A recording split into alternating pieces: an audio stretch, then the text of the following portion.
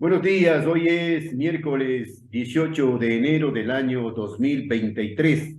Transmitimos desde Cuenca, Patrimonio Cultural de la Humanidad. A esta hora saludamos y damos la bienvenida al sociólogo y abogado Jaime Chuchuca. Buenos días, Jaime. Buenos días. Una vez más, hacemos esta entrevista para ir evaluando, para conocer sus criterios, sus opiniones sobre los problemas que se presentan tanto a nivel local como nacional. El tema central de esta entrevista es el proceso electoral, la campaña electoral a 19 días de las elecciones del 5 de febrero. Pero antes, Jaime, hay un escándalo nacional en donde está involucrado el gobierno del encuentro, el gobierno del presidente Lasso.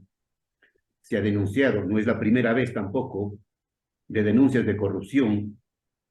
Ya supimos los ecuatorianos del tema de las aduanas, de los ministerios, en donde se pedían cantidades enormes de dinero por un puesto, por un cargo. El tema de las aduanas quedó en nada.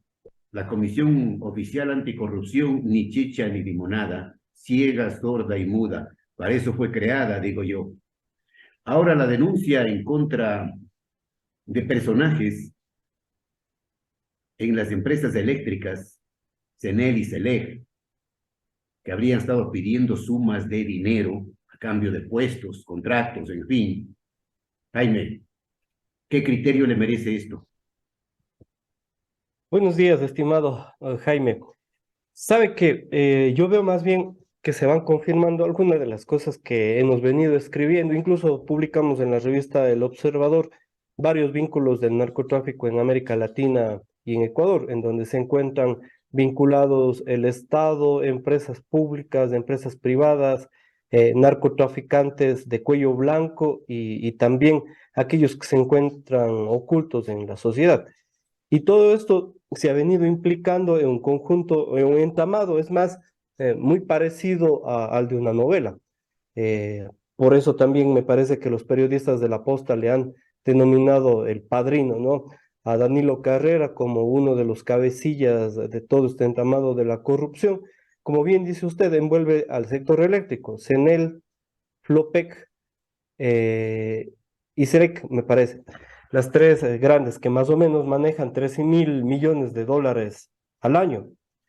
Y entre los audios que han revelado el diario La Posta, pues se evidencia, por ejemplo, coimas de 300.000, 150.000 dólares y hasta de 30.000 dólares mensuales que debían ser recogidas para Danilo Carrera. Entonces, es una cantidad inmensa, derivada de actos de corrupción, de puestos eh, dados a dedo, a amigos, compadres, agentes muy cercanos al gobierno. Entonces, Danilo Carrera, cuñado del presidente Lasso, el señor presidente de la República, Guillermo Lasso, dijo al siguiente día, después de la denuncia, que él sabía que Danilo Carrera era un hombre intachable. Y recordaba yo más o menos las mismas palabras que decía Rafael Correa por su primo, que decía: yo pongo las manos al fuego por mi primo. El primero, Del tristemente célebre primo que se fue a un matrimonio y no volvió más. Pedro Recordará Delgado, que usted falsificó del su título, falsificador de títulos, de que ese Badulá que realmente, hicieron un homenaje también, el presidente le hizo un homenaje de desagravio al delincuente. después de tremenda falsificación, huyó a Estados Unidos. Sabemos que donde está en un departamento en Miami, no ha regresado. Ahora, lo mismo, no sabemos si vaya a suceder con Danilo Carrera. Él ha puesto ya una denuncia a Boscan, que hizo en realidad toda la investigación, por 500.000 dólares.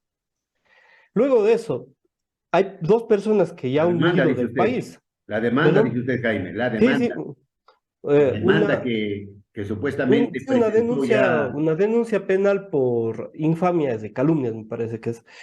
Y la otra, que es que dos personas ya han huido, según reportó el mismo diario La Posta el día de ayer, que el señor Hernán Luque y, y algunos otros de este entramado huyeron ya del país y que no se encuentran. el señor presidente de la República ayer publicó un video en Twitter exigiendo tanto la renuncia cuanto que se vean si estas personas se encuentran o no dentro del país, donde se envuelve también Leandro Cortázar, cercano a todos estos vínculos de narcotráfico, que él mismo ha dicho en audios, yo trabajé para Correa, trabajé para Moreno y ahora trabajo para Lazo.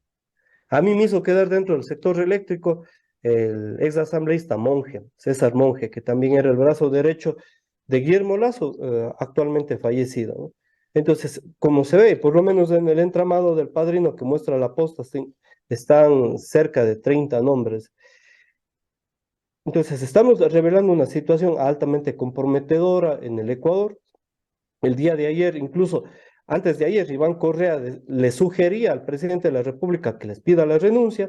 Ayer el presidente de la República pidió la renuncia y nuevamente se reveló que Iván Correa también había presentado un perfil de un exalmirante para que sea contratado en el sector eléctrico. Es decir, que está vinculado todo el mundo. Una maravilla, una maravilla. Lo cierto es, Jaime, que salimos de Guatemala y caemos en Guatepeor, lamentablemente los ecuatorianos vivimos así, ¿no? De esquemas de corrupción en esquemas de corrupción, de saqueo en saqueo de los dineros públicos. Mientras tanto, la pobreza sigue creciendo día a día.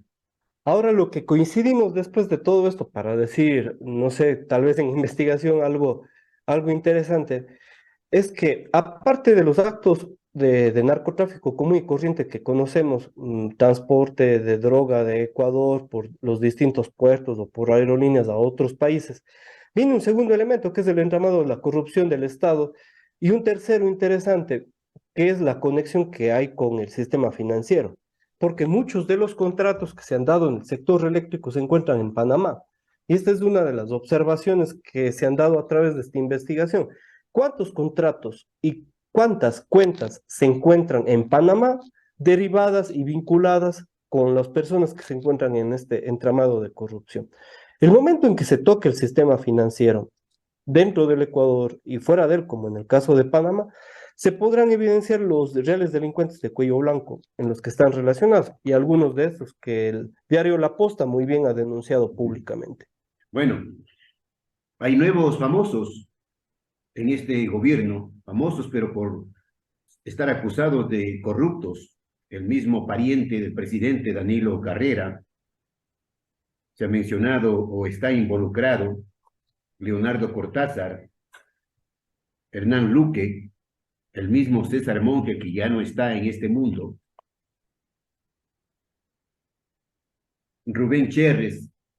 Ah, y Rubén Chérez, que es mano derecha de Danilo Carrera. Claro, Ese nombre me olvidaba hace y el rato, sí. presidente sale con el cuento de que ordena que les ubiquen cuando ya sabemos que están fuera del país. Sí, los que dos También se ha huidos supuestamente es denunciado, Hernán Luque y Rubén Chérez. también se denunció, Jaime, personas que vieron sacando maletas de dinero de las casas, inclusive se dieron el lujo de contratar un vehículo especial de esos que tienen los bancos para llevar el dinero. ¿Se puede Sí, usted imaginar a dónde hemos llegado? sí, había una comparación entre todo este grupo y los Bucaram cuando sacaban dinero por costales en Carondelet. Es decir, que este grupo parece reunir todas las grandes cualidades y virtudes de la mafia ecuatoriana de diferentes periodos, de la época de Bucaram, algunos de la época de Correa y de Moreno, y configurando todo un conjunto de tesis a lo largo de estas décadas, que es que el Ecuador es un sistema, está dentro del sistema interestatal de corrupción. Porque este es un escándalo, creo yo, peor que el escándalo que surgió en la época de Moreno, cuando se denunciaron las coimas través del sector petrolero. Entonces, este de aquí va a continuar, porque esto, como hace un momento decíamos, es una novela de mafias, entre paréntesis, que recién cayó uno de los mayores mafiosos de la Cosa Nostra de España, Mesina, ¿eh? Que se le había buscado por más de 30 años y cayó recién. Nos Exacto. encontramos nosotros en este sistema, en este entramado de mafia que al parecer es imposible salir, porque estamos en un narcoestado y una narcopolítica terrible en el Ecuador. Es la danza de los millones. la danza de los millones. Por eso es Claro, y no estamos hablando de delincuencia común, no, no, no. de robo de celulares, de radios de carros, de cachinería. Estos son robos de millones de dólares. Hay un aproximado, por lo menos, de coimas del Estado del sector eléctrico de 826 millones de dólares. O sea, incluso este robo es más grande que el del ISPOL, de la policía. Entonces, ellos primero dijeron 500, ahora dicen 900 en el ISPOL. Aquí se dice 826, no sabemos en qué cifra vamos a terminar, Mm. pero es una cantidad Pero increíble de dinero. pero lo que sí es seguro es que pasarán los días, Jaime, y todo quedará nuevamente en el olvido, y vendrá luego una nueva denuncia de corrupción, de un nuevo saqueo de esta banda, y así seguiremos. Pasarán los días, las semanas, los meses, se seguirán lavando las manos, seguirán pidiendo investigaciones a la fiscalía, como el tema de las aduanas, que todo quedó absolutamente en nada, tapadito, bien tapado. Échale 20 camiones de cascajo, aquí no ha pasado absolutamente nada. Los involucrados están Sí, y disfrutando de las delicias del poder. además que la justicia se viene utilizando como un instrumento del poderoso, ¿no? Cuando es necesario, se sacan órdenes de prisión, se firman rápidamente fallos, autos a través de los jueces, pero cuando se involucran a las personas que se encuentran en el poder, se demoran muchísimo los procesos. Ahí están las denuncias, por ejemplo, de una paper contra Lenín Moreno, que en aquel Duerme el momento sueño de los estaba de justos, presidente. duerme el sueño de los justos. Tiene departamentos en algunos lados, por lo que sabemos, fuera del Ecuador y anda de paseo. Y no podemos nosotros tener certeza de ninguna de estos procesos vinculados de corrupción que ha tenido Lenín Moreno. Entonces, esa es la situación del poder. La justicia se ha convertido en un instrumento muy manipulable. Bueno, cambiemos de tema. Vamos con las elecciones seccionales, la campaña electoral en nuestro medio, en Cuenca. Ya se han hecho dos debates del Consejo Nacional Electoral, el oficial, y también la Universidad de Cuenca, y otras instituciones también públicas, privadas, han estado empeñadas en hacer debates, en invitar a los candidatos para que expongan sus planes, para que hagan conocer sus propuestas en beneficio de Cuenca y el Azuay. Ayer nomás vinieron los asambleístas Fernando Villavicencio y Sofía Sánchez. Hay un video que circula en donde denuncian al candidato Zamora de tener vínculos con gente cuestionada. Entonces, ¿qué se puede esperar del Consejo Nacional Electoral? Nada, simplemente digo yo, de los electores. En los electores está la decisión. ¿Cómo mira a 19 días de las elecciones este proceso? Voy a empezar por lo último que usted anunciaba, porque me sorprendió mucho la denuncia y de hecho muchos de los candidatos que están ahora terciando para las elecciones deben recibir en todo el país dinero del narcotráfico. Y precisamente se denunciaron a dos personas. La una es Baldor Bermeo, que está candidato a la reelección en Ponce Enríquez, candidato minero, tiene muchas mineras en Ponce Enríquez, y un amigo suyo en Molleturo, ¿no? Que está candidato por la lista 12, que además allá existen las minas de Molleturo en el Río Blanco, y entonces parece que alrededor de eso hay mucha conexión, ya que el narcotráfico lo que requiere es trasladar el dinero producto del narcotráfico a lingotes de oro o de algún material que sea fácilmente transportable o que pueda ingresar en las arcas de algunos de los bancos en paraísos fiscales. Entonces es una conexión muy clara. Y esta denuncia la hicieron precisamente, ¿no? Sofía Sánchez y Villavicencio el día de ayer, lo cual nos sorprende bastante a los ecuatorianos. Y luego, lo que sucede también es que yo digo, hay un fraude anticipado en el Azuay, porque la delegación electoral del Azuay, recordemos, no permitió la inscripción de la candidatura de Luca Payanca, un ecuatoriano nacionalizado, ítalo-ecuatoriano, podríamos decir, que mantiene la doble nacionalidad y no le permitieron ser candidato. Sin embargo, hay otros candidatos, como uno, por ejemplo, de la lista de Paul Carrasco, que adeuda $35,000 en pensiones alimenticias, lo cual es prohibido por la ley. Entonces, pasa uno, Se uno olvidaron, dijo. el Claro. Consejo Electoral se olvidaron.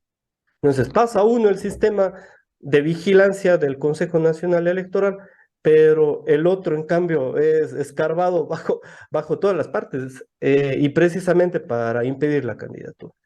Entonces, y me parece a mí que en esos dos aspectos hay que tener bastante revisión de lo que se encuentra sucediendo.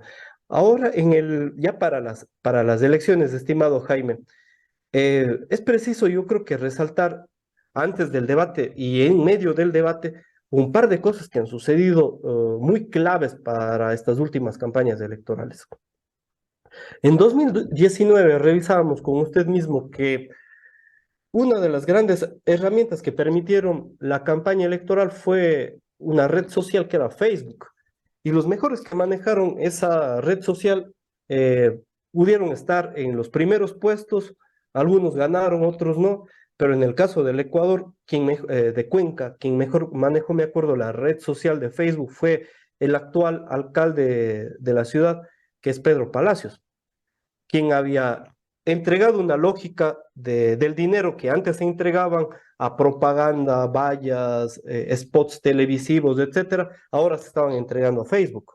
¿No? Esa fue la primera campaña, para poner un ejemplo, del 2019. En 2021 se incorporó a este conjunto de redes sociales algunas otras muy famosas, y sobre todo ahora esta china, que es TikTok, y esta red estalló muchísimo en las candidaturas presidenciales, sobre todo con el ejemplo del señor Herbas, ¿no? Que manejaron muy bien TikTok y salió a la palestra pública, eh, mientras no había podido hacerlo en los canales común y corrientes de la televisión nacional. En esta campaña que estamos viviendo ahora, año 2022-2023, estas dos redes han sido esenciales en toda campaña electoral. Nunca hemos visto una campaña en Cuenca donde está la de redes, tanto como Facebook, TikTok y a las que se pueden sumar otras como Twitter e Instagram, pero estas dos son las principales, las que han permitido hacer una campaña de otro orden. Es decir, fuerzas pequeñas pueden realizar una campaña en estas redes sin tener contactos y mucho dinero para tener spot en televisión o cuñas radiales. Y luego también la juventud que se encuentra conectada con estas tecnologías. Mucho más que nunca, yo creo que en esto coincidimos muchísimos investigadores, y es que en estas elecciones, por lo menos el 50% del electorado, más del 50% del electorado proviene entre los 16 hasta los 34 años. Recordemos que hay un voto facultativo de 16 a 18 años. Por lo tanto, que son los que mayormente van a votar, hay voto facultativo para la tercera edad, de 65 años hacia arriba. Entonces, por lo menos este trayecto de visión política entre los 18 y los 34 años va a ser determinante en estas elecciones. Y sobre todo se puede leer muy bien esto en estas dos redes sociales que mencionaba, porque están dirigidas a este espacio. Facebook, que tiene 13 millones de cuentas, y TikTok, que tiene 10 millones de cuentas confirmadas, ¿no? en el Ecuador. Ahora, Jaime, le pregunto sobre los debates. ¿Cree usted, como analista, que es como sociólogo, cree usted que los debates de alguna manera han servido para subir a unos y bajar a otros, para saber quién miente y quién no miente, quién está preparado y quién no está preparado, quién tiene el panorama claro y quién no? Yo creo que el debate en realidad ha permitido sobre todo evidenciar la preparación de muchos de los candidatos, la solvencia para dirigirse ante el público, incluso exponer la propuesta y brevemente contradecir entre uno y otro candidato.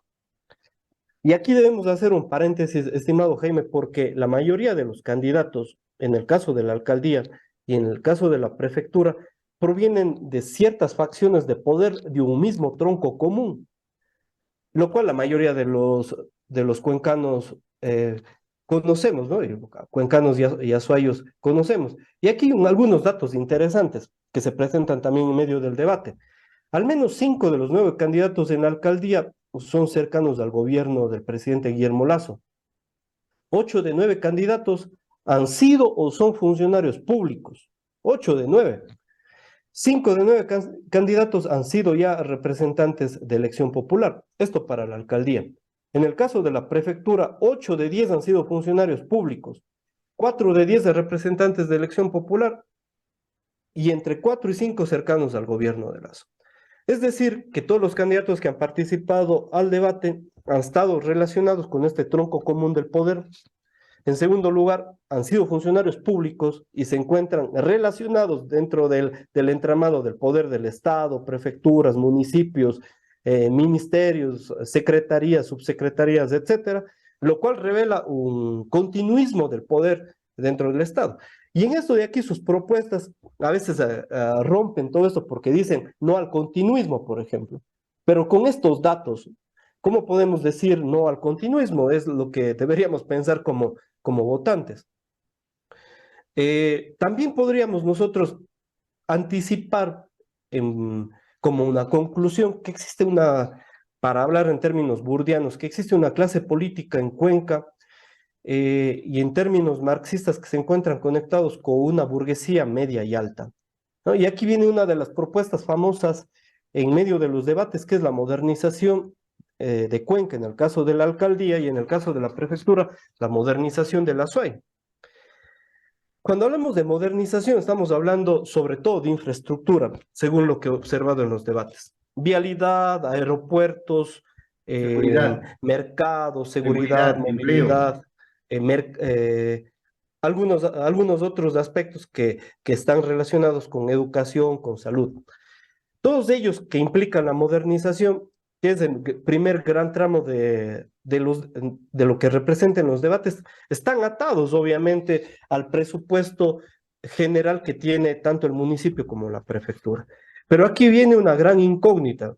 Nos encontramos en medio de un sistema coartado por el neoliberalismo que ha hecho reducir todos los presupuestos, tanto de los municipios como de las prefecturas, a cantidades realmente mínimas de movimiento para los alcaldes. En el caso de la ciudad de Cuenca, 215 millones de dólares, en el caso de la prefectura, 68 millones de dólares. Para poner un ejemplo y que tengamos un ejemplo claro, si dividimos para las personas que viven en el caso de Cuenca, más o menos un estimado de 6,000 personas, estaríamos hablando de 358 dólares distribuidos en 4 años. Es decir, 89 dólares por persona cada año. Y en la prefectura, 97 dólares en 4 años y 24 dólares per cápita por año. Es decir, que no es una cantidad exorbitante cuando la distribuimos en toda la cantidad de población que vivimos, tanto en Cuenca como en el Azuay. Pero todas las obras que presentan y las propuestas de obra pública que presentan los candidatos a la alcaldía y a la prefectura necesitan y requieren analizar este tema, porque hay muchas propuestas que son gratuitas. No, y hay otras que no entran dentro del presupuesto, que obviamente tienen que realizarse a través del poder, como por ejemplo de la vivienda. ¿Cuál es el aspecto? A través de los lotes baldíos que existen en el Azuay y en Cuenca, por ejemplo, que era la propuesta de un par de candidatos, que es muy interesante, ¿no?